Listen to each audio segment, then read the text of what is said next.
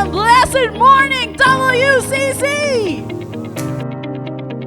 Dakilang Diyos Ama, maraming pong salamat sa araw pong to, sa umaga pong to na andito po kami, Panginoon, para sa iyong kapurihan, O Diyos, na kasama ang mga estudyante, Panginoon, ng World City Colleges. O God. Open our heart, our minds, O God, na lubusan namin maintindihan, Panginoon, ang recollection na to, na kayo po ang manguna simula, umpisa, gitna, hanggang sa katapusan, Panginoon, ng gawain nito.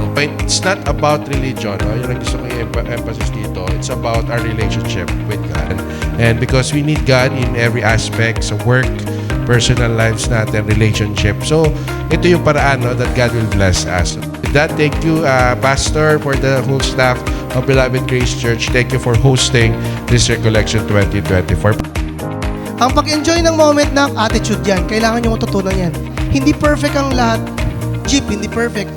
Sa school ng WCC, makakita ka pa rin ng hindi, mga imperfections. Pero pag meron kang attitude ng enjoying the moment, kahit hindi perfect, you can enjoy it. Enjoy the moment. Enjoy the moment. Enjoy the moment.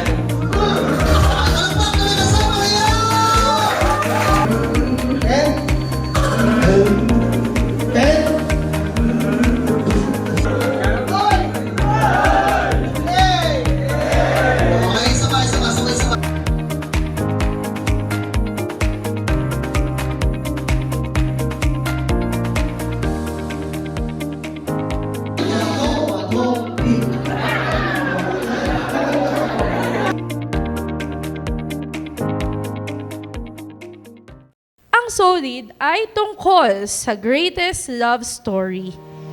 Itong love story na to, kailanman hindi ka i-disappoint. The greatest love story of all is found in the Bible. Hindi porket hindi pa nangyayari, ay hindi na mangyayari.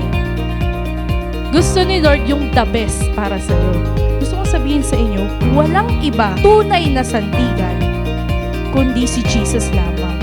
Solid tayo dahil kay Kristo. First and foremost, syempre, congratulations. Palakpakan niyo yung sarili niyo at moving up na kayo, no? Okay, so we need to press on sa moving up nyo. Okay, sa next goal, sa next chapter ng life nyo. One of the most important thing sa pag-achieve ng goal is yung word na retrospect. Sa success, masarap balikan yung mga success natin. Pero, hindi pa pala yun. Hindi pa pala yun yung plano ng Panginoon sa akin. Parang sa inyo. Hindi pa yan yung plano ng Panginoon sa inyo. Meron pang much bigger dyan. Kung ano yung gusto kong gawin na makakaayos sa buhay ko, lahat yan kaya kong gawin through Christ.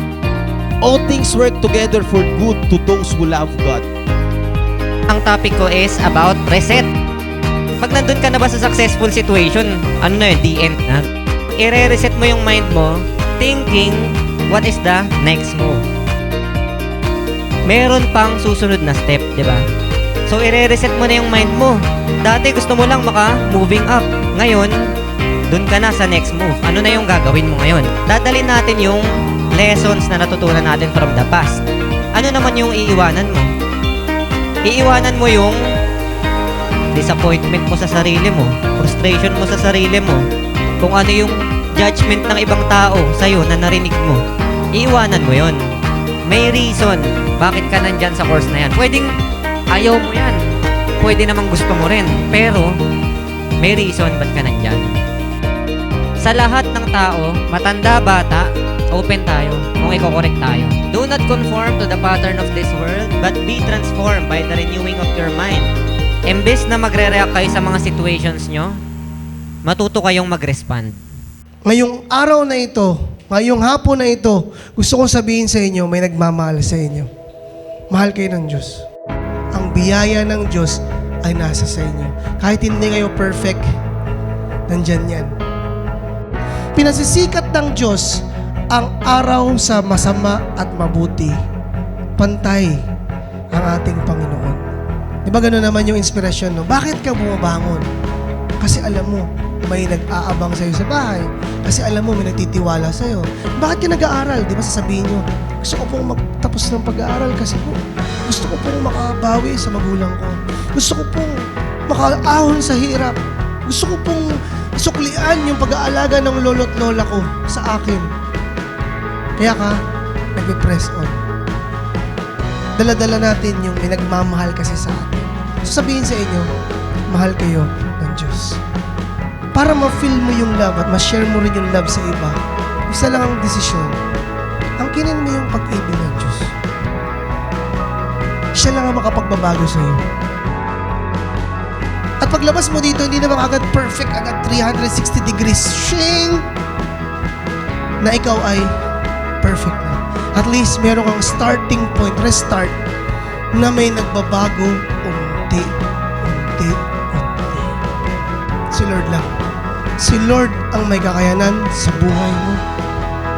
Kaya huwag ka nang tumakbo. Ipaayos mo na sa Kanya. Grace means that we know that we are loved and accepted in the beloved. I am God's beloved. I can press on.